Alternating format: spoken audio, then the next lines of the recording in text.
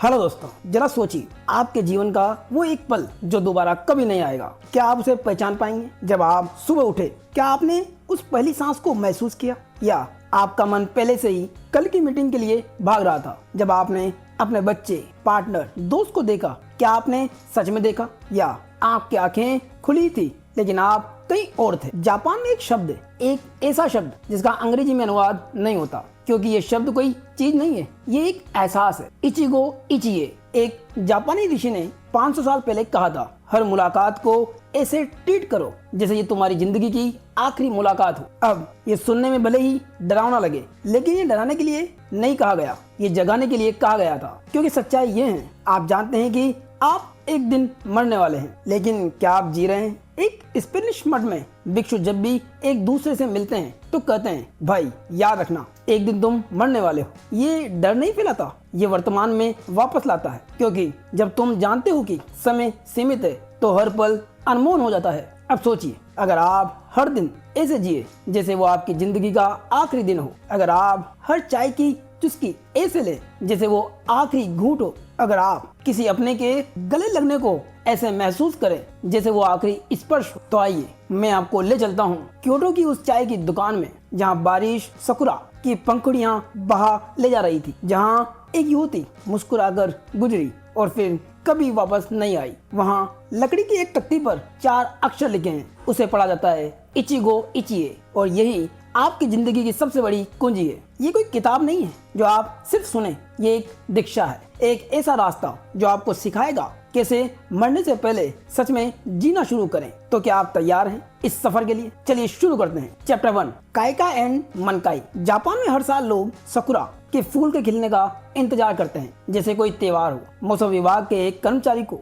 रोज सुबह एक खास पेड़ को देखना होता है। अगर कली खिल गई तो खबर पूरे देश में फैल जाती है। यह अनुष्ठान हानामी कहलाता है। पर सवाल ये है, सिर्फ फूल देखने के लिए इतना उत्साह क्यों? क्योंकि सकुरा सिर्फ सुंदर नहीं है, ये जीवन का दर्पण है। एक हफ्ते में ये पूरा खिल जाता है और अगले हफ्ते पंखुड़ियां झड़ने लगती है। हनाफुबुकी उस पल को कहते हैं जब हवा सकुरा की पंखुड़ियों को बर्फ की तरह उड़ा ले जाती है। एक सुंदर लेकिन दुखद नजारा। हमारी जिंदगी में भी कुछ ऐसा ही होता है। एक नया जुनून पैदा होता है, एक नया काम सीखना, किसी से प्यार हो जाना, कोई कला शुरू करना, ये काइका है, कली का खिलना। पर यहाँ दिक्कत आती है, अक्सर हम इस कली को खिलने नहीं देते। डर, आलस्य या दूसरों की उम्मीदों के कारण हम उसे दबा देते हैं, या फिर हम चाहते हैं कि सब कुछ तुरंत हो जाए। लेकिन जापानी तलवार बनाने वाले जानते हैं कि अच्छी स्टील बनाने में 10 साल लग सकते हैं। कार्बन की मात्रा सिर्फ 1% रखनी होती है और उसके लिए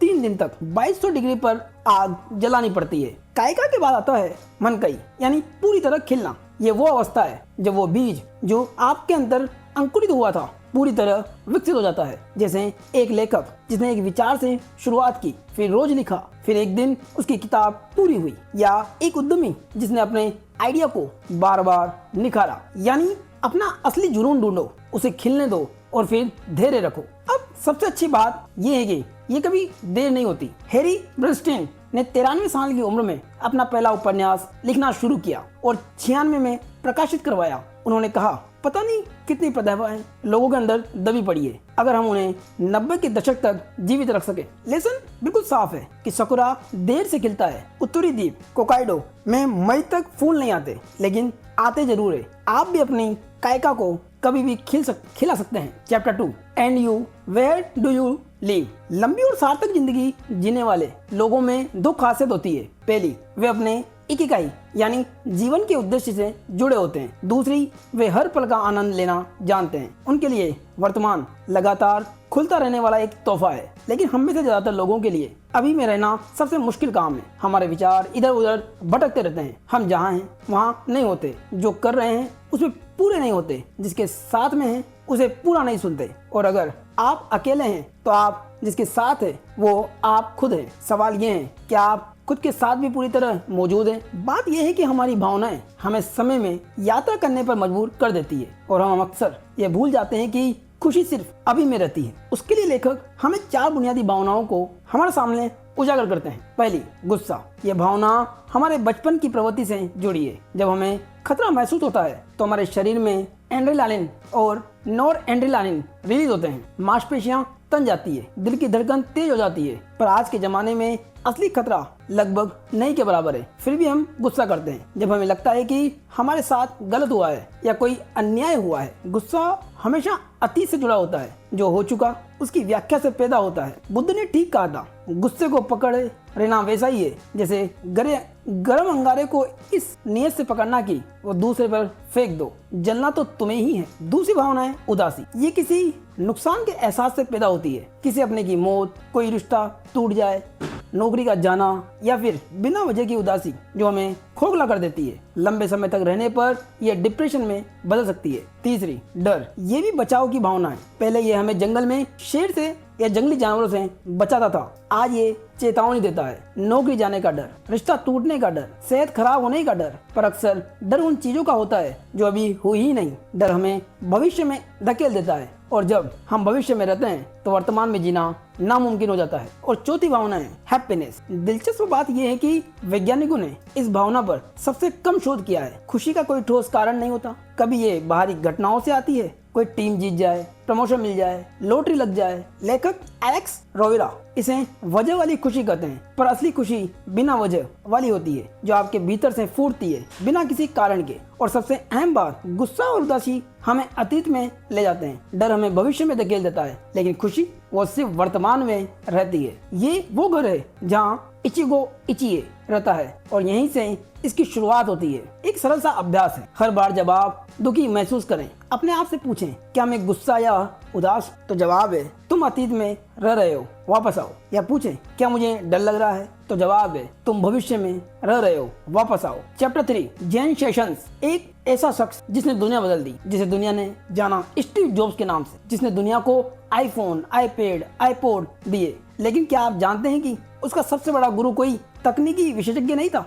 वो एक जैन सन्यासी था। स्टीव जॉब्स ने अपना कॉलेज समय ज्यादातर समय धर्म और पूर्वी दर्शन की किताबें पढ़ने में बिताया। 1974 में उन्होंने भारत की यात्रा की। वहाँ एक हिंदू साधु ने बिना कुछ कहे उनका सिर मुंडवा दिया, लेकिन सबसे गहरा प्रभाव उन पर जापानी जैन का पड़ा। वापस आकर वे सैन फ्रांसिस्को जैन सेंटर गए। वहाँ उनकी मुलाकात हुई कोबुन चिनो ओटोगावा से, एक जैन भिक्षु जो क्योटो में पैदा हुआ और जापान के सबसे पुराने सोतो जैन मठ में रहा। यही वो गुरु था जिसने जॉब्स को सिखाया कि सादगी ही सबसे बड़ी सुंदरता है। जॉब्स घंटों मेडिटेशन करते थे। वे दीवार के सामने बैठकर अपने विचारों को बिना जज किए गुजरते देखते। यही मेटा कॉग्निशन है, मन का मन को देखना। जैन का रास्ता आसान नहीं है। डोगेन जैन जी, जिसे जैन का संस्थापक माना जाता है, ने कहा, जब तुम चुपचाप बैठो तो न सोचने के बारे में सोचो। कैसे सोचोगे? न सोचने के बारे में, गैर सोच। यही जैन की कला है। ये सुनने में सरल है लेकिन करना बहुत मुश्किल है। हमारा मन हर समय कहीं ना कहीं भटकता रहता है। भूतकाल की यादें, भविष्य की चिंताएं, हर तरह के विचार। जैन हमें सिखाता है कि हम अपने विचार नहीं हैं, हम केवल उनके साक्षी हैं। एक और चुनौती है, हमें लगता है कि हमें कुछ पाना है, कोई लक्ष्य, कोई उपलब्धि, लेकिन जैन कहता है बस बैठो बिना कुछ चाहे। ये हमारी करने की आदत से सबसे बड़ा टकराव है। स्टीव जॉब्स खुद एक गुस्सैल इंसान थे। वे लोगों के साथ बुरा व्यवहार भी करते थे, लेकिन जैन ने उन्हें सिखाया कि सादगी और सुंदरता कैसे लाई जाए। जैन के 8 सबक है जो हर पल को इचिगो इचिए बना सकते हैं। पहला, बस बैठो और देखो क्या होता है। हम हमेशा दूर कहीं खोजते हैं जो सामने। जैन कहता है बस अभी में बैठो। अगर किसी के साथ हो तो उनकी मौजूदगी को उपहार की तरह मानो। दूसरा, इस पल को ऐसे जियो जैसे ये तुम्हारी आखिरी सांस हो। तीसरा, विकर्षण से बचो। एक ही समय में 2 काम करने से कोई भी सही नहीं होता। चौथा, अपने आप को अनावश्यक चीजों से मुक्त करो। 5वां, अपना खुद का रास्ता बनाओ। दूसरों से तुलना मत करो क्योंकि तुम खुद एक चमत्कार हो। तुम्हारे जैसा कोई नहीं था, न कोई होगा। 6, अपूर्णता का जश्न मनाओ। प्रकृति भी परफेक्ट नहीं है। हर असफलता एक संकेत है कि तुम्हें कोई दूसरा रास्ता लेना है। अगर सुधारने की इच्छा है तो कोई अपूर्ण होना परफेक्ट है। 7वां, करुणा का अभ्यास करो। बौद्ध दृष्टि से दया का मतलब है दूसरे की स्थिति में जाकर समझना। हर कोई अपने विकास के पल के हिसाब से सबसे अच्छा कर रहा है। 8वां, अपनी उम्मीदों को छोड़ो। भविष्यवाणी करना, किसी चीज का इंतजार करना, इस पल को मारने का पक्का तरीका है। चैप्टर 4, दुक्खा एंड मोनोनो अवेयर। बुद्ध ने एक बार कहा था, दर्द तो आएगा ही, दुख को बनाए रखना तुम्हारी मर्जी है। लेकिन ये दोनों एक ही चीज नहीं है। दर्द वो तीर है जो जिंदगी चलाती है, दुख वो दूसरा तीर है जो हम खुद चलाते हैं बार बार एक ही जख्म पर। बौद्ध दर्शन में एक शब्द है दुक्खा, अक्सर लोग इसे दुख समझ लेते हैं, लेकिन असल में इसका मतलब है वो हल्की सी बेचैनी और असंतोष जो और जीवित प्राणी के अंदर लगातार महसूस होता है, क्योंकि हम जानते हैं कि बदलाव अपरिहार्य है। हम इस एहसास से बचने के लिए तरह तरह के नशे करते हैं, ज्यादातर वीडियो गेम खेलना, सोशल मीडिया पर लगातार स्क्रॉल करना, शराब पीना, ओवर ईटिंग करना, सब कुछ इसलिए कि हम इस असह सच्चाई से दूर भाग सकें कि कुछ भी स्थायी नहीं है। लेकिन क्या होगा अगर हम इस अस्थिरता को दुश्मन न समझे? क्या हो अगर यही हमें हर पल को कीमती बनाने की ताकत दे? इसे समझाने के लिए बुद्ध ने एक कहानी का व्याख्यान किया है। एक आदमी जंगल से गुजर रहा था। अचानक एक तीर आया और उसके कंधे में लगा। दर्द हुआ। ये पहला तीर था जो जिंदगी ने चलाया। हम इससे बच नहीं सकते। जन्म, मृत्यु, बीमारी, बुढ़ापा, नुकसान, ये सब पहले तीर है। लेकिन फिर क्या हुआ? वो आदमी वहीं बैठ गया और सोचने लगा, ये तीर किसने चलाया? उसने ऐसा क्यों किया? मैंने क्या गलती की? काश मैं उस रास्ते से न आया होता। और ये सोचते सोचते उसने अपने आप को दूसरा तीर मार लिया। और फिर तीसरा, फिर चौथा, बार बार एक ही जख्म पर दूसरा तीर हम खुद चलाते हैं। जब हम भूतकाल में पड़ी बातों को बार बार दोहराते हैं, उनका विश्लेषण करते हैं, उन पर पछतावा करते हैं, काश और क्या होता अगर के चक्कर में पड़ते हैं। बुद्ध कहते हैं दर्द तो आएगा ही, दुख को ठहराना तुम्हारी मर्जी है। दूसरे तीर से बचने के 3 तरीके हैं। पहला, समझो कि जिंदगी दुख और सुख दोनों से बनी है। बिना प्यास के पानी का मजा नहीं आता। बिना अकेलेपन के मिलन की कीमत नहीं समझ आती। बिना असफलता के सफलता फीकी लगती है। बिना बरसात की धूप की कद्र नहीं होती। ये विपरीत का नियम है। दूसरा, दर्द की अस्थायी प्रकृति को पहचानो। दर्द आता है और जाता है। अगर हम उसे पकड़कर न बैठें तो वो धीरे धीरे घुल जाता है। हमारे पास बस एक सीख बचती है, जिसे बादल आसमान में आते हैं और चले जाते हैं। तीसरा, दुख को इचिए के पलों से बदलो। जब दर्द आए तो खुद को एक छोटा सा सुंदर अनुभव दो। चाय पी लो, किसी दोस्त से मिल लो, कोई पुराना गाना सुन लो, संगीत सुन लो, कोई शौक जो तुम्हें पसंद है उसे अपना लो। ये नहीं कि दर्द को नकारो, बल्कि उसके साथ साथ एक और रंग भर दो।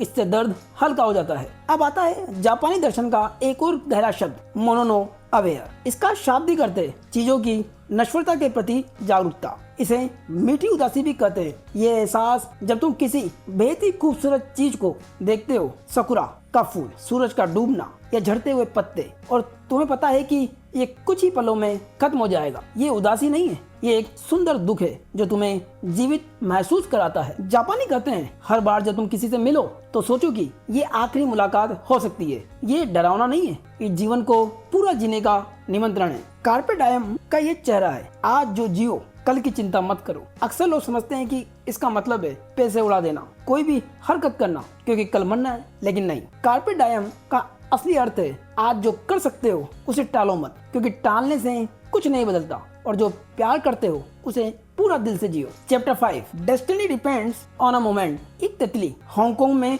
पंख फड़फड़ाती है और न्यूयॉर्क में तूफान आ जाता है। इस अध्याय में लेखक हमें बताते हैं कैसे हर पल में एक पूरा भविष्य छुपा है और कैसे संयोग, जिसे हम अक्सर अनदेखा कर देते हैं, वही हमें सही रास्ते पर ले जाता है। 1998 में एक जर्मन फिल्म आई, रन लोला रन। कहानी बेहद ही सरल है। लोला के बॉयफ्रेंड ने एक गैंगस्टर का 1 लाख डॉयचे मार्क गुम कर दिए। उसे 20 मिनट में ये पैसा ढूंढना है, वरना उसकी जान जाएगी। लेकिन फिल्म एक ही कहानी 3 बार दिखाती है, हर बार थोड़े से बदलाव के साथ। पहली बार सीढ़ी से उतरते समय एक कुत्ता भौंकता है। लोला तेज दौड़ती है, वो एक आदमी से टकरा जाती है जो बाद में उसके पिता के सहकर्मी के साथ एक्सीडेंट करवा देता है। नतीजा, लोला बैंक से पैसे नहीं ले पाती। दूसरी बार वही कुत्ता लोला को ट्रिप करा देता है, वो सीढ़ी से गिर जाती है, थोड़ी तेजी से दौड़ती है, सब कुछ बदल जाता है, एक अलग आदमी से टकराती है, अलग नतीजा सामने आता है। तीसरी बार लोला कुत्ते के ऊपर से कूद जाती है, वो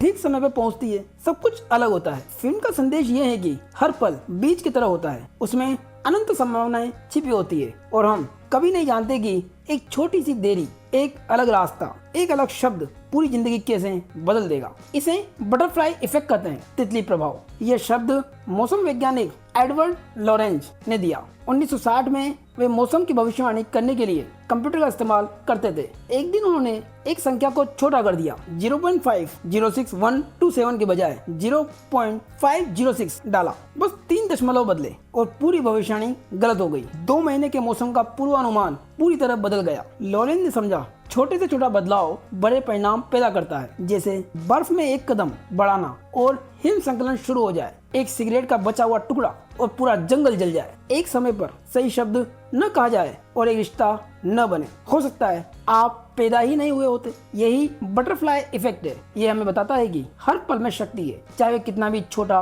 क्यों न लगे। लेकिन यहाँ एक उलझन है, अगर हर छोटी चीज इतनी बड़ा बदलाव ला सकती है तो फिर हम हर समय डरे रहें, हर फैसले को बहुत गंभीरता से लें। नहीं, समस्या ये है कि हम अक्सर न तो अपने फैसलों की ताकत पहचानते हैं, नहीं संयोग के संदेशों को। हम या तो सब कुछ भाग्य पर छोड़ते हैं या फिर हर चीज पर कंट्रोल चाहते हैं। संयोग के संदेशों को पहचानने के कुछ तरीके हैं। फर्स्ट, ध्यान दो छोटी छोटी बातों पर। किताबें, बातचीत, अचानक मिले लोग, संयोग अक्सर छिपे होते हैं। सेकंड, डायरी रखो। जब भी कोई अजीब संयोग हो लिखो, बाद में पैटर्न दिख सकता है। थर्ड, रचनात्मक लोगों से बात करो। क्रिएटिव लोगों के जीवन में सिंक्रोनिसिटी अधिक होती है। फोर्थ, मेडिटेशन करो। ये तुम्हें अब में एंकर करता है जहाँ संयोग होते हैं। जिंदगी में थोड़ा संयोग आने से प्रेडिक्टेबिलिटी टूटती है। हम हर चीज को नियंत्रित करने की कोशिश छोड़ देते हैं। आप कोशिश कर सकते हैं, महीने में एक बार किसी किताब की दुकान में 6 किताबें चुनो, एक पासा फेंको, जिस नंबर पर रुके वही खरीदो। विश्वास रखो कि उस किताब में कुछ ऐसा होगा जो तुम्हें चाहिए। लेकिन इसका मतलब ये नहीं है कि हर फैसला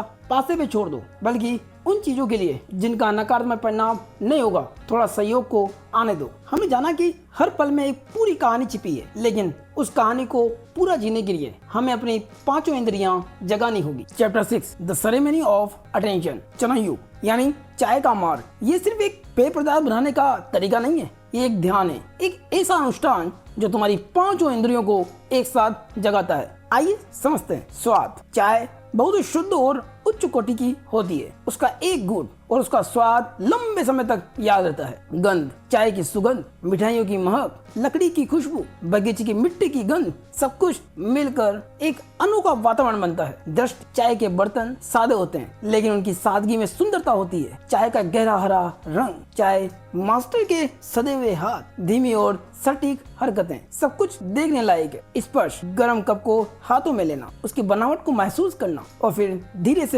होठ तक ले आया। ये स्पर्श ही इंद्रिय को जगाता है। ध्वनि, पत्तों की सरसराहट, बगीचे में पक्षियों की आवाज या फिर पूरी तरह का सन्नाटा। चोयू में खालीपन को भरने की जल्दी नहीं होती। चोयू केवल चाय नहीं है, ये समय को रोकने की कला है। हमारी आधुनिक जिंदगी में ध्यान देना सबसे मुश्किल काम हो गया है। हम एक ही समय में 10 काम करते हैं। चाय पीते हुए फोन देखते हैं, खाना खाते हुए वीडियो देखते हैं, बात करते हुए सोशल मीडिया स्क्रॉल करते हैं। हमने सीखा ही नहीं कि एक काम को पूरे मन से कैसे करें। चोयू एक और चुनौती है। हम सादगी से डरते हैं। हमें लगता है कि खालीपन को भरना है, बातें करनी है, शोर मचाना है, कुछ न कुछ होता रहना चाहिए। लेकिन चनयू का कमरा जानबूझकर छोटा और सादा होता है, सिर्फ जिसमें 2 मेट बिछ सके और एक चायदानी और एक लटकता हुआ स्क्रॉल जिस पर कोई सुक्ति लिखी हो, बस इतना। सेन नोंग रिक्यू, जिसे चनयू का सबसे बड़ा गुरु माना जाता है, ने इस छोटे से कमरे को डिजाइन किया था।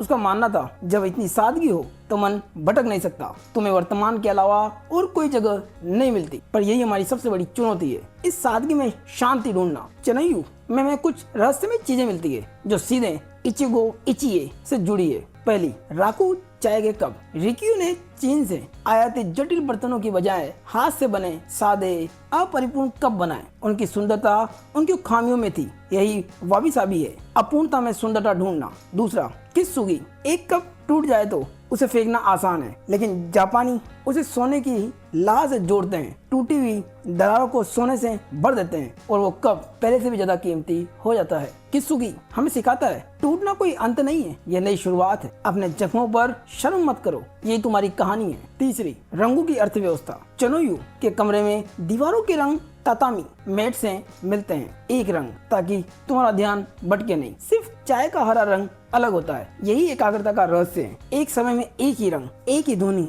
एक ही स्वाद। चौथी, अपना चनयू खुद बनाना। तुम्हें जापान जाने की जरूरत नहीं है, अपने घर में किसी कैफे में कहीं भी तुम अपनी चाय रस बना सकते हो। कुछ सरल नियम है। शांत जगह चुनो, शोरगुल से दूर। शुरुआत में कहो इचिगो इचिए, खुद को याद दिलाओ ये पल दोबारा नहीं आएगा। चुप्पी मत भरो, खालीपन अच्छा है। बात करो तो सिर्फ सुखद बातों की, किसी किताब की, किसी यात्रा की, किसी कला की। दूसरों को बीच में मत रोको, पूरा सुनो। अंत में फिर से कहो इचिगो इचिए और जाओ। इचियू तुम्हें याद दिलाता है कि ये पल भी बीत जाएगा, इसलिए अभी इसे पूरा जी लो। इचीयू सिर्फ ध्यान नहीं है, ये 5 इंद्रियों को जगाने का, सादगी में सुंदरता ढूंढने का और दूसरों को बिना शब्दों के सम्मान देने का एक अनुष्ठान है। Chapter 7 the art of listening. सुनना एक ऐसी कला है जो हम जन्म से पहले ही सीखना शुरू कर देते हैं। गर्भ में 6ठे महीने में एक बच्चा माँ के दिल की धड़कन सुन सकता है। बाहर की आवाजें, संगीत, बातें, सब कुछ उसके भीतर गूंजता है। जैसे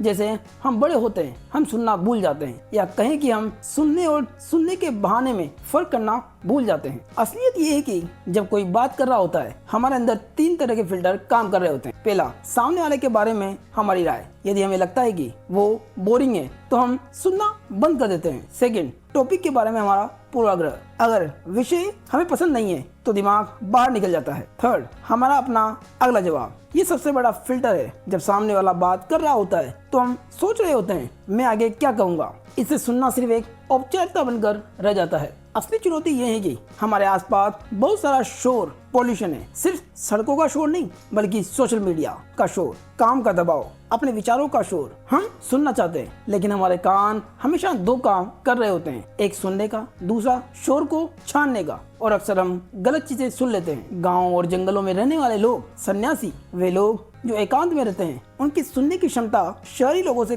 कई बेहतर होती है, क्योंकि उनके आसपास कोई शोर नहीं है। लेकिन हम शहरों में रहते हैं, हम कार्यालयों में काम करते हैं जहाँ फोन बजते हैं, लोग चिल्लाते हैं। हम घर जाते हैं और टीवी या संगीत बजता है, हम कभी सन्नाटे में नहीं बैठते। इसीलिए सुनना हमारे लिए एक संघर्ष बन जाता है। हमारा दिमाग हमेशा किसी न किसी काम में व्यस्त रहता है। अच्छा श्रोता बनने के लिए कुछ सरल कदम है, ये चुनोयू से भी जुड़े हैं लेकिन रोजमर्रा की जिंदगी में लागू होते हैं। पहला, सही जगह चुनो। अगर बात महत्वपूर्ण है तो शोरगुल से दूर जाओ। दूसरा, बात करते समय आंखों में आंखें डालकर देखो। इसका मतलब ये नहीं है कि आप सामने वाले को घूरने लग जाएं, बस देखो कि तुम वहाँ हो। तीसरा, अपने विचारों को बंद करो। चौथा, बीच में मत टोको। पांचवा, बिना मांगे सलाह मत दो। छठा, सक्रिय रूप से सुनो, मतलब बीच बीच में छोटे छोटे शब्दों से दिखाओ कि तुम सुन रहे हो। अच्छा, फिर मैं समझ सकता हूँ। इससे सामने वाले को बोलते रहने का भरोसा मिलता है। सुनने का एक पहलू और है, जब तुम सुनते हो तो सिर्फ दूसरे वाले को तोहफा नहीं देते, तुम खुद को भी कुछ देते हो। तुम नई चीजें सीखते हो, तुम दूसरे के नजरिए को समझते हो और सबसे बढ़कर तुम एक यादगार पल बनाते हो। Chapter 8 the art of looking. हम 90% जानकारी आंखों से लेते हैं, फिर भी हम देखना भूल गए हैं। हम स्क्रीन पर जीवन देखते हैं लेकिन अपने आसपास की दुनिया को नहीं। एक प्रयोग करें, अगली बार जब आप सड़क पर चलें तो ध्यान दें कि कितने लोग अपने फोन में लगे हैं। वे देख रहे हैं लेकिन क्या वे सच में देख रहे हैं? उन्होंने पेड़ों को देखा, आसपास के रंगों को देखा, किसी अजनबी से मुलाकात को देखा? नहीं, उन्होंने सब कुछ अनदेखा कर दिया। देखना और सच में देखने में फर्क है। देखने का मतलब आंखें खुली है और सच में देखने का मतलब ध्यान से, गहराई से, बिना किसी फिल्टर से देखना। जापान में कोमोरेबी शब्द है जिसका अर्थ है कि आपको पेड़ों की पत्तियों के बीच से छनकी आती सूरज की किरणों का खेल। इसे देखने के लिए तुम्हें वहाँ होना पड़ता है उसी पल में, ना कि फोन पर वीडियो देखना होता है। हमारी सबसे बड़ी समस्या ये है कि हम देखना भूल गए हैं। हम देखते तो हैं लेकिन देखने के बहाने।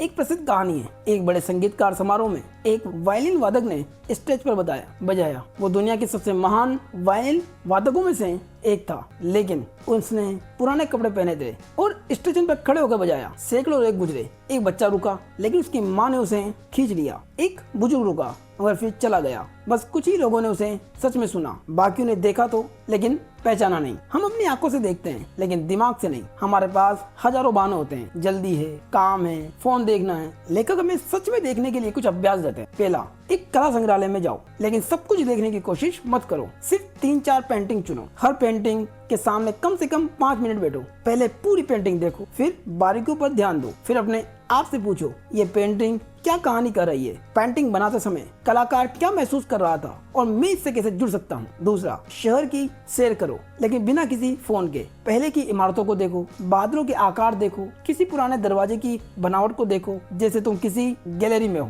तीसरा, लोगों को देखो, उनके चेहरे के भाव, वे आराम से हैं या तनाव में, हाथ कैसे पकड़े हैं, आंखों में क्या है। ये तुम्हें बहुत कुछ सिखाएगा, न केवल उनके बारे में बल्कि अपने बारे में भी। चौथा, कुदरत के पास जाओ, पेड़ों की बनावट को देखो, पत्तियों के रंग के अलग अलग सेट्स देखो, सूरज की रोशनी कैसे बदलती है उसे देखो। जब तुम सच में देखना शुरू करते हो तो दुनिया बदल जाती। वही सड़क, वही लोग, वही पेड़, सब कुछ नया लगने लगता है और तब हर पल इची को इची हो जाता है क्योंकि तुम उसे पहली बार देख रहे हो। Chapter 9 the art of touching. हमारी त्वचा हमारा सबसे बड़ा अंग है, फिर भी हम इसका इस्तेमाल सिर्फ महसूस करने के लिए नहीं बल्कि दिखाने के लिए करते हैं। लेकिन छूने की शक्ति बहुत गहरी है। शोध बताते हैं किसी को गले लगाने से कोर्टिसोल जो तनाव का हार्मोन है का स्तर गिर जाता है। जब हम किसी को छूते हैं तो हमारी त्वचा के रिसेप्टर्स मस्तिष्क में संदेश भेजते हैं जिससे ब्लड प्रेशर कम होता है। ऑक्सीटोसिन जो एक हैप्पीनेस हार्मोन है को सक्रिय होने में सिर्फ 1 सेकंड का लंबा गले लगाना काफी होता है। जब हम किसी से हाथ मिलाते हैं, गले मिलते हैं या बस कंधे पर हाथ रखते हैं तो हम एक ऐसा संदेश भेजते हैं जो शब्दों से परे होता है। तुम अकेले नहीं हो, मैं यहाँ हूँ। छूने की कमी के कई गंभीर परिणाम हो सकते हैं। फ्रांसीसी न्यूरोलॉजिस्ट बोरिस सिरुननिक ने एक रोमानिया के अनाथालय में एक चौंकाने वाला अध्ययन किया। जिन बच्चों को जन्म के बाद पहले 10 महीने तक कोई शारीरिक स्नेह नहीं मिला, उनके दिमाग के कुछ हिस्से सिकुड़ गए थे। 5 साल की उम्र तक उनमें से 90% बच्चे ऑटिज्म जैसा व्यवहार दिखाने लगे। लेकिन जब इन्हीं बच्चों को प्यार करने वाले परिवारों में रखा गया तो 1 साल के भीतर उनके दिमाग के विकास में सुधार हो गया। शरीर और मन दोनों ठीक हो गए। हम वयस्क भी छूने की कमी से पीड़ित हैं। हम डिजिटल दुनिया में इतने खो गए हैं कि असल स्पर्श को भूल गए हैं। एक अध्ययन के अनुसार कार्यालय में लोग दिन में औसतन सिर्फ 15 मिनट आमने सामने बातचीत करते हैं, बाकी समय स्क्रीन पर। हम छूने की कला सीख सकते हैं। यहाँ कुछ सरल अभ्यास है। पहला, रोज 4 से 8 अपने लोगों को गले लगाने का लक्ष्य रखो जिन्हें आप जानते हैं। ये गले लगाने का काम कम से कम 6 सेकंड का हो। इसे जल्दबाजी में मत करो। महसूस करो सामने वाले के शरीर की गर्माहट को, उसकी सांसों को, उसकी उपस्थिति को। दूसरा, बिना किसी कारण के किसी को छुओ। तीसरा, नंगे पांव जमीन पर चलो। चौथा, खरीदारी करते समय चीजों को छुओ। 5वां, आंखें बंद करके किसी चीज को छुओ। 6ठा, मालिश या योग का अभ्यास करो। जब हम किसी को छूते हैं तो हम कह रहे होते हैं, तुम मेरे लिए मायने रखते हो, मैं तुम्हारे साथ हूँ। और जब छू जाते हैं तो हम सुरक्षित, जुड़े हुए, प्यार किए हुए महसूस करते हैं। छूना इची को इचिए का एक शक्तिशाली रूप है क्योंकि वही गले लगाना, वही हाथ मिलाना, वही स्पर्श दोबारा कभी उसी तरह नहीं होगा। ये अनोखा है बस इसी पल के लिए। Chapter 10 the art of testing. हमारी जीभ 4 बुनियादी स्वाद बताती है और पहचानती है, मीठा, खट्टा, नमकीन और कड़वा। लेकिन जापान ने एक 5वां स्वाद खोजा, उमामी। उमामी का मतलब है स्वादिष्ट स्वाद। ये वह स्वाद है जो हमें फर्मेंटेड चीजों में मिलता है। पुराना पनीर, अच्छा हैम, पका हुआ टमाटर, मिसो सूप, सोया सॉस और कोमू कैल्प। जापानी वैज्ञानिक किकुकेन इकेडा ने 1908 में इस स्वाद की पहचान की। उन्होंने पाया कि कोम्बू कैल्प में ग्लूटामेट होता है, ये अमीनो एसिड जो उमामी पैदा करता है। दिलचस्प बात यह है कि माँ का दूध भी ग्लूटामेट से भरपूर होता है, यानी हम जन्म से ही इस स्वाद को पहचानते हैं। एक प्रयोग में जापानी शिशुओं को अलग अलग स्वाद दिए गए। जब उन्होंने मीठा खाया तो वे खुश हुए। जब उन्होंने उमामी खाया तो उनके चेहरे पर एक शांत, संतुष्ट भाव आ गया। ये कोई उत्तेजना नहीं थी, ये गहरी संतुष्टि थी। लेकिन हम स्वाद लेना भूल गए। हम खाते समय फोन देखते हैं, वीडियो देखते हैं, बातें करते हैं। हमारा ध्यान खाने पर नहीं होता और जब ध्यान नहीं होता तो स्वाद नहीं आता। हम भागदौड़ की जिंदगी जीते हैं। नाश्ता 5 मिनट में फिनिश, लंच डेस्क पर है, डिनर टीवी के सामने। इस वजह से हम खाने का स्वाद ही नहीं ले पाते। वियतनामी भिक्षु थिस नियात हान सिखाते हैं कि एक सेब का टुकड़ा ऐसे चबाओ जैसे वो पूरे ब्रह्मांड में एकमात्र चीज हो। उसके लिए अपनी आंखों पर पट्टी बांधो, एक सेब लो, उसका वजन महसूस करो, उसके छिलके की बनावट को देखो, सेब को नाक से सूंघो, उसकी खुशबू को अंदर लो, एक कोड़ लो चबाने से पहले, उसके गुदे को जीभ पर रखो, महसूस करो कि लार कैसे बन रही है। धीरे धीरे चबाओ जैसे दुनिया में और कुछ नहीं है, बस ये सेब है और तुम। इस अभ्यास माइंडफुल ईटिंग कहते हैं। दूसरा अभ्यास, एक सप्ताह में कम से कम एक भोजन ऐसा करो जहाँ कोई फोन नहीं, कोई टीवी नहीं, कोई किताब नहीं, बस तुम, तुम्हारा खाना और तुम्हारी जीभ। हर निवाले पर ध्यान दो, उसकी बनावट, उसके तापमान, स्वाद की परतों पर, सब कुछ। चौथा अभ्यास, एक बार में बहुत सारा खाना खाने से स्वाद शून्य हो जाता है। थोड़ा खाओ लेकिन पूरे ध्यान से। एक छोटा टुकड़ा चॉकलेट जीभ पर रखो और देखो कैसे वो धीरे धीरे पिघलती है। याद रहे, स्वाद लेना एक कला है, इसे जल्दी मत करो। अपने जीभ को जगाओ, अपने मुंह को जानो और हर निवाले को एक यादगार पल बनाओ। उमामी सिर्फ एक स्वाद नहीं है, ये गहरी संतुष्टि का अनुभव है। Chapter 11 the art of smelling. गंध हमारी सबसे शक्तिशाली और सबसे कम समझे जाने वाली इंद्रिय है। हम देख सकते हैं, सुन सकते हैं, छू सकते हैं, चख सकते हैं, लेकिन गंध कुछ और ही है। ये अदृश्य है। ये सीधे दिमाग के उस हिस्से तक जाती है जो यादों और भावनाओं को सजोता है, हिपोकैम्पस और एमिगडाला। वैज्ञानिकों का कहना है हम जो देखते हैं उसका 3%, जो सुनते हैं उसका 5%, लेकिन जो सूंघते हैं उसका 35% हम याद रखते हैं। यह संख्या बस का विषय हो सकती है, लेकिन एक बात साफ है, गंध यादों की सबसे शक्तिशाली उत्प्रेरक है। बारिश के बाद वाली मिट्टी की खुशबू, क्लोरीन की गंध जो तुम्हें स्विमिंग पूल की याद दिलाती है, या किसी पुराने इत्र की सुगंध जो किसी खोए हुए प्रियजन को वापस लाती है। गंध एक टाइम मशीन है। हम गंध को पहचानने की शक्ति से अनजान हैं। हम गंध को अनदेखा करते हैं। हमारे पास 10,000 गंधों को पहचानने की क्षमता है, लेकिन हम उन्हें नाम देने के लिए सिर्फ 10-15 शब्द जानते हैं। मीठा, खट्टा, फूलों जैसा, धुएं जैसा, मिट्टी जैसा। भाषा ही हमें सीमित कर देती है। एक और समस्या है, हमारे आसपास इतनी तेज और कृत्रिम गंध हैं, परफ्यूम, एयर प्रेशर, सड़कों का धुआं, कि हमारी सूंघने की क्षमता शून्य हो गई है। हम सूंघते हैं लेकिन पहचानते नहीं। हम सूंघते हैं लेकिन याद नहीं रखते। सबसे बड़ी चुनौती, गंध अस्थिर है। तुम उसे पकड़कर नहीं रख सकते। तुम उसे बोतल में बंद नहीं कर सकते। वो आती है, उत्तेजित करती है और चली जाती है कुछ ही सेकंड में। और अगर हम उस पल में उस पर ध्यान नहीं देते तो वो याद में सो जाने का मौका खो देते हैं। गंध की कला को पुनर्जीवित करने के लिए कुछ अभ्यास है। पहला, एक गंध डायरी रखो। हर बार जब कोई विशेष सुगंध किसी याद को जगाए उसे लिखो। दूसरा, सुगंधों को एक कैबिनेट बनाओ। घर पर एसेंशियल ऑयल्स या अगरबत्तियां रखो। पाइन तनाव कम करता है। लेवेंडर नींद के लिए, ये मांसपेशियों को ढीला करता है और चिंता घटाता है। पुदीना ध्यान केंद्रित करने के लिए। कई कॉलेज के छात्र परीक्षा से पहले पुदीने की महक लेते हैं। तीसरा, घर या ऑफिस में एक सिग्नेचर स्मेल बनाओ। एक खास अगरबत्ती, एक खास मोमबत्ती। हर बार जब तुम वो सुगंध सूंघो तुम शांति और अपनेपन का एहसास करोगे। चौथा,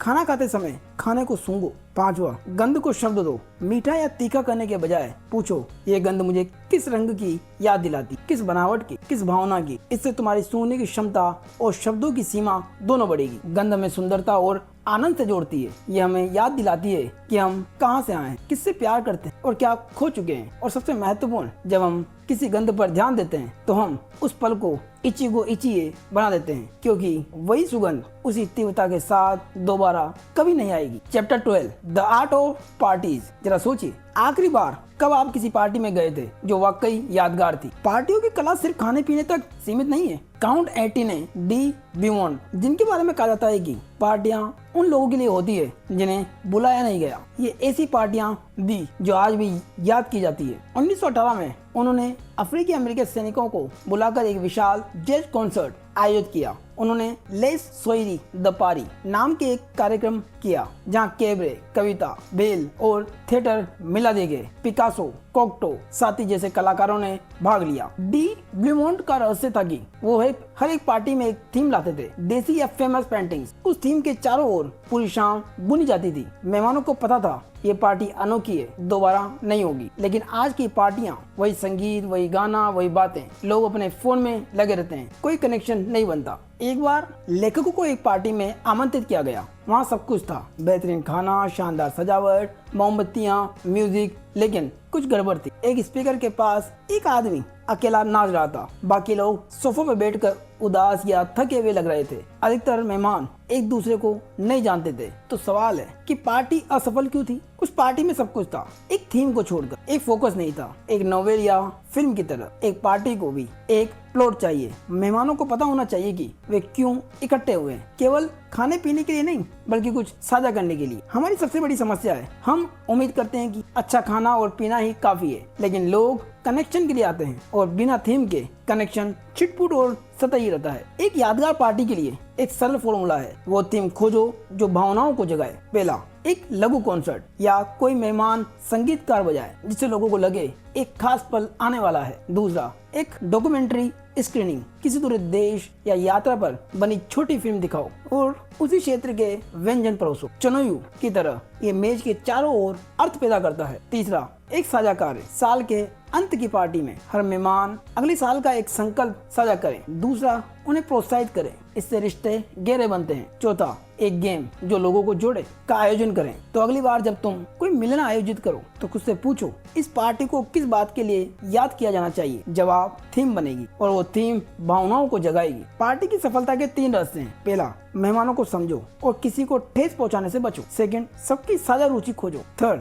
थीम को पूरी शाम में बुनो, खाने, सजावट, संगीत, गतिविधियों में। Chapter 13, collective mindfulness. जब आप किसी से बात कर रहे होते हैं तो क्या आप वाकई वहाँ होते हैं या आपका मन कहीं और होता है? अगले जवाब की योजना बनाने में या ये सोचने में कि आपको क्या कहना है। चाय के गुरु यामानोए सोजी ने 1558 में लिखा, अपने मेजबान को ऐसे ट्रीट करो जैसे ये मुलाकात जिंदगी में सिर्फ एक बार हो रही हो। इसका मतलब क्या है? इसका मतलब है पूरा ध्यान दो, दूसरे की जरूरतों को समझना, ये जानना कि कब बोलना है, कब चुप रहना है। लेकिन आज हम ध्यान देना भूल गए हैं। हमारे पास हजारों कनेक्शन है फोन में, सोशल मीडिया पर, लेकिन असल जिंदगी में हम अकेले हैं। सवाल है कि दूसरों पर ध्यान देना मुश्किल क्यों है? हमारा अहंकार। हम सोचते हैं कि हमारी बात ज्यादा जरूरी है। हमारा शेड्यूल, हम हमेशा जल्दी में होते हैं, किसी को पूरा सुनने का समय नहीं है। तीसरा, हमारे डिजायर्स। फोन हर पल हमारा ध्यान चुरा लेते हैं। जब हम दूसरों पर ध्यान नहीं देते तो हमारे रिश्ते टूट जाते हैं, झगड़े बढ़ जाते हैं, हम अकेलापन महसूस करते हैं। कलेक्टिव माइंडफुलनेस के लिए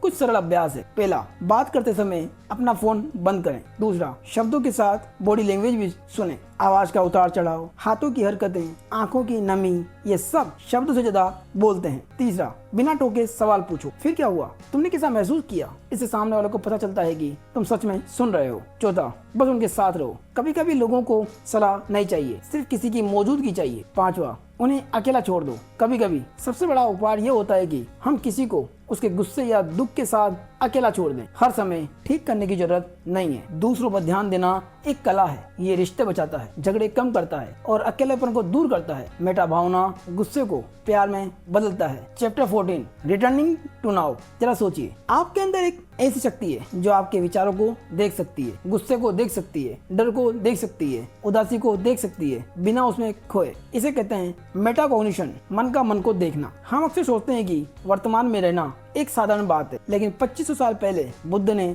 अपने शिष्यों को सिखाया, यहाँ और अभी में लंगर डालना सबसे कठिन कला है। मेटाकॉग्निशन सबसे शक्तिशाली उपकरण है। ये दिमाग का वो हिस्सा है जो दिमाग को देखता है। स्टीव जॉब्स घंटों दीवार के सामने बैठकर यही करते थे, अपने विचारों को बिना जज किए गुजरने देते थे। जब हम मेटाकॉग्निशन का अभ्यास करते हैं तो हमें एक गहरा सत्य समझ में आता है, हम अपने विचार नहीं, हम उनके साक्षी हैं। जैसे कोई दर्शक सिनेमा के पर्दे पर फिल्म देखता है। मेटाकॉग्निशन के वर्तमान में 5 दुश्मन है। पहला, प्रोजेक्शन, जब हमारा मन अतीत में भटकता है, पछतावा, गुस्सा, काश ऐसा न हुआ होता, या भविष्य में डर, चिंता या क्या होगा, तो ये दोनों ही हमें वर्तमान से बाहर निकाल देते हैं। दूसरा, विकर्षण, एक साथ कई काम करना। तीसरा, थकान, जब हम नींद से वंचित होते हैं या काम से थके होते हैं तो वर्तमान में रहना असंभव हो जाता है। चौथा, अधीरता, किसी पल को जबरदस्ती होने की कोशिश करना, जैसे कोई प्रेमी जो पहले चुंबन का इंतजार नहीं कर सकता। इचिगो इचिए हमें सिखाता है, जो हो रहा है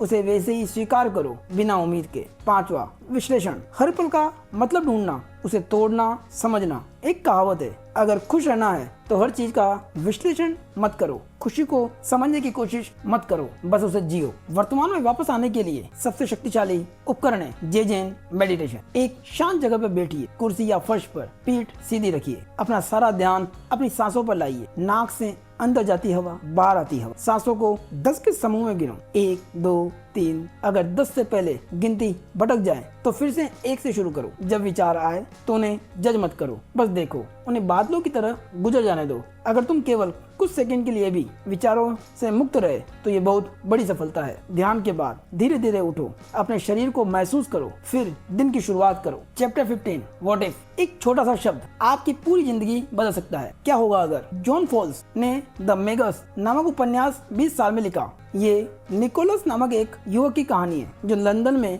अपनी जिंदगी के साथ थक चुका था, उब चुका होता है। वो एक दूर द्वीप पर अंग्रेजी पढ़ाने का काम स्वीकार कर लेता है। वहाँ उसकी मुलाकात एक रहस्यमय चरित्र से होती है, कॉन्चिस, जो हर मुलाकात को एक खेल में बदल देता है। सपना और असलियत के बीच की दीवार ढह जाती है। कॉन्चिस एक जादूगर है, वो पूछता है क्या हो अगर, और फिर वो उस संभावना को जीता है। ये उपन्यास हमें बताता है, अगर तुम्हें असलियत पसंद नहीं तो दूसरी असलियत बना लो जहाँ तुम रह सको। हम सबके अंदर एक क्रिएटिव मांसपेशी होती है, बस कुछ लोग उसका इस्तेमाल करते हैं और कुछ नहीं। कुछ लोग सोचते हैं कि वे क्रिएटिव नहीं है, लेकिन ये झूठ है। हर इंसान जन्म से ही एक सर्जन करता है। हर दिन हम अपनी जिंदगी बना रहे होते हैं, चाहे पता हो या ना हो। हम उबाऊ जिंदगी में फंस जाते हैं, नौकरी की ऊब, रिश्तों की ऊब, रोजमर्रा के कामों की ऊब, लेकिन हम कुछ नहीं करते। क्यों? क्योंकि हम सोचते हैं बदलाव मुश्किल है। क्या होगा अगर मैं नौकरी छोड़ दूं तो डर लगता है। क्या होगा अगर मैं इस रिश्ते को खत्म कर दूं तो अकेलापन का डर लगता है। क्या हो अगर मैं कोई नया शौक शुरू करूं तो असफलता का डर लगता है। हम अपने ही दिमाग की जेल में कैद हो जाते हैं, लेकिन असलियत ये है कि न करने का दर्द करने के दर्द से कई ज्यादा होता है। एक और समस्या, हम बड़े होकर कल्पना करना भूल जाते हैं। बच्चे हर समय पूछते हैं क्या हो अगर आसमान गिर गया, क्या हो अगर कुत्ते बात करने लगे, लेकिन वयस्क होते होते हम सिर्फ व्यवहारिक सवाल पूछते हैं। क्या हो अगर मुझे प्रमोशन नहीं मिला, क्या हो अगर पैसे खत्म हो गए। यही हमारी उलझन है। हमने संभावना की जगह डर को बैठा लिया है। क्या हो अगर एक जादुई सवाल है, ये हमें ठहराव से हटाकर गति में ला देता है। ये दिमाग के उस हिस्से को जगाता है जो सपने देखता है, संभावना देखता है, नए रास्ते बनाता है। इस सवाल का इस्तेमाल 3 सामान्य परिस्थितियों में कैसे करते हैं। पहली स्थिति, नौकरी की ऊब। मैं अपनी नौकरी से ऊब चुका हूँ। क्या हो अगर 1 महीने की छुट्टी ले लूं? क्या हो अगर मैं कुछ पैसे बचाकर कुछ महीने बिना नौकरी के रहूं और दूसरे विकल्प तलाशूं? यहाँ क्या हो अगर हमें डर से बाहर निकालता है। हो सकता है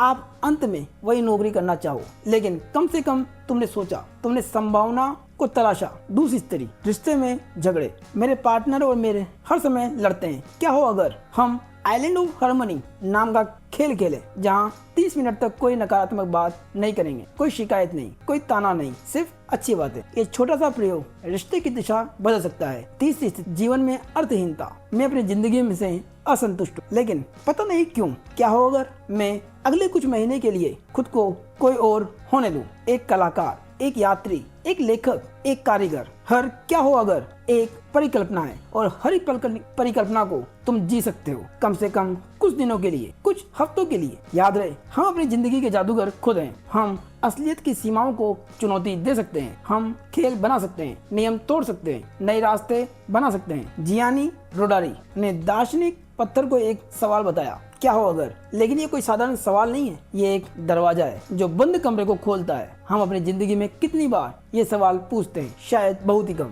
हम चीजों को वैसे ही स्वीकार कर लेते हैं जैसे वे है, लेकिन इचिगो इचिए हमें याद दिलाता है हर पल अनोखा है और हर पल में बदलाव ही संभावना छिपी है। क्या हो अगर वो कुंजी है जो संभावना को खोलती है। तो अगली बार जब तुम ऊब जाओ, फंस जाओ या उदास हो जाओ तो रुको, एक गहरी सांस लो और पूछो क्या हो अगर। और अब हम उस मुकाम पर पहुंच गए हैं जहां से वापसी नहीं बल्कि एक नई शुरुआत है। ये समरी अब खत्म हो रही है, लेकिन तुम्हारी कहानी अभी शुरू हुई है। क्योटो की उस चाय की दुकान में जहां बारिश सकुरा की पंखुड़ियों बाहर ले जा रही थी, एक युवती मुस्कुरा कर गुजरती थी। वो पल कभी वापस नहीं आया, लेकिन तुम आज भी यहाँ हो। जापानी ऋषियों ने 500 साल पहले जो 4 अक्षर लिखे थे, इचिगो इचिए, उनका असली अर्थ अब तुम समझ चुके हो। लेकिन समझना काफी नहीं है, जीना होगा। तो आज से हर सुबह जब तुम उठो तो अपने आप से कहो, यह दिन मेरी जिंदगी का आखिरी दिन हो सकता है, मैं इसे कैसे जीऊंगा। हर बार जब कोई तुमसे बात करे तो याद रखो, ये मुलाकात दोबारा नहीं होगी, मैं इसे कैसे यादगार बनाऊं। हर बार जब तुम